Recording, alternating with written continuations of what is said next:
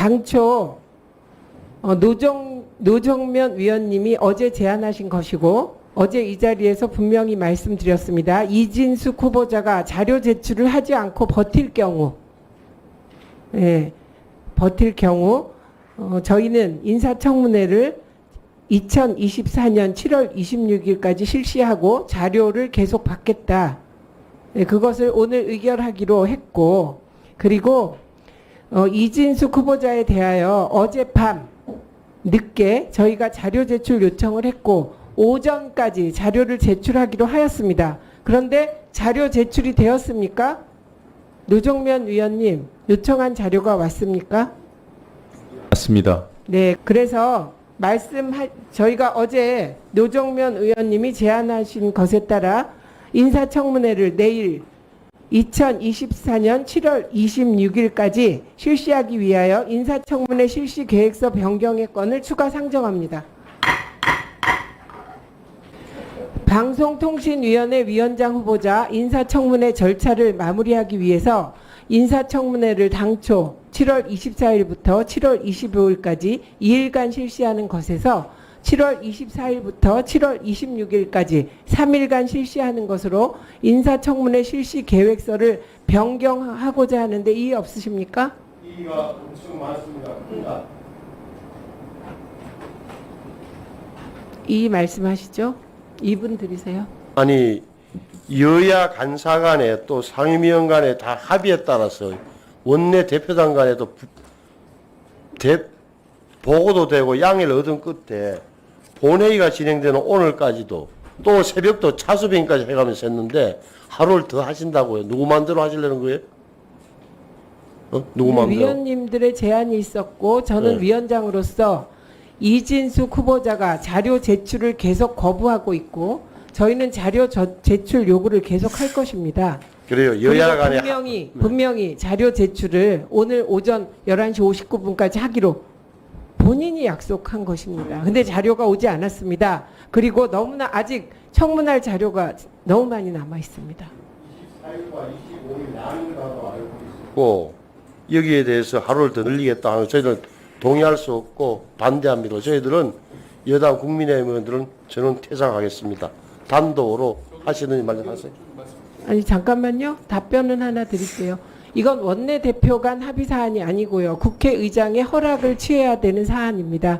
저희는 이미 이진숙 후보자가 자료 제출 요구를 제대로 하지 않고 있을 뿐만 아니라 법카 사용과 관련하여 계속 말 바꾸기를 하고 있고 그리고 본인이 증명하겠다고 한 것들을 증명하지 않으면서 무조건 앵무새처럼 개인적으로 법카를 사용한 일이 없다는 말을 반복하고 있기 때문에 오늘 오후 11시 59분이 지난 이후에 국회의장께 이 사항을 보고드리고 청문회를 하루 연장하겠다는 요청을 한 바 있고 방금 전에 국회의장의 허가서가 도착했습니다. 네, 박정훈 위원님. 그걸 왜 얘기해야 되죠? 왔어요. 네. 이거 피켓이에요. 네, 박정훈 위원 의견 말씀하시고 노정면 위원 말씀하시면 되겠습니다. 이 방통위원장에 대한 청문 절차가 이틀로 진행된 것이 거의 유례를 찾기 어려울 정도로 국무위원에 대해서는 국무총리의 경우에는 그런 경우가 많이 있지만 근데 지금 이틀간 충분히 검증을 했는데 일단 자료가 지금 도착하지 않았다는 이유로 지금 하루를 더 하겠다는 말씀이시잖아요. 네. 근데 과거 청문회들도 자료가 제출이 안 된 경우들이 많습니다. 많이 해보셨잖아요. 다 자료가 전부 다 제출이 되던가요? 전부 다 제출이 되던가요? 그거는 국회가 일을 잘 못해서 자료도 못 받고 무시당한 것입니다. 그러니까요. 지금 검증할 수 있는 자료 중에 부족한 게 있으면 추후 서면으로 답변을 받아서 우리 청문보고서 쓸 때 그런 내용들을 참고해서 쓰면 되는 거 아닙니까? 근데 3일을 한 전례도 없고. 예? 위원장님. 인사청문회 3일을 한 전례가 있어요? 아니 그러니까 3일을 한 전례가 있냐고요. 국회에서요. 없고 예. 아니. 근데 그게 이진숙 후보자 같은 후보도 없었습니다. 그건 어떤 근거에서 그렇게 말씀하시는 거죠? 그거 저희가 청문회를 해본 이 과정을 지켜보고 한 말입니다. 의사진행 발언 계속하십시오. 근데 이렇게까지 하는 것은 완전히 여론 재판을 하겠다는 취지로밖에 볼 수가 없고요.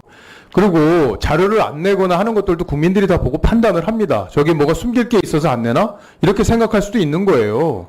그걸 보고 국민들이 판단을 하면 되는 거고, 그걸 청문 보고서에 충분히 우리가 반영을 하면 되는 건데, 유례도 없이 3일간 청문회를 하겠다는 것은 그 좀 과한 거 아닙니까?